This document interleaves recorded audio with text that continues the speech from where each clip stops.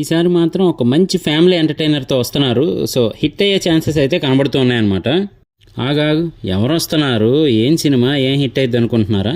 అదేనండి, సిద్ధార్థ్ గారి new movie అనమాట. ఇంతకీ టైటిల్ చెప్పలేదు కదా, 3BHK అండి మూవీ టైటిల్ అయితే మాత్రం. టైటిల్ టీజర్ అయితే రిలీజ్ చేశారు. శరత్ కుమార్ గారేమో మరి మన సిద్ధార్థ్ గారికి ఫాదర్గా నటిస్తూ ఉన్నారు.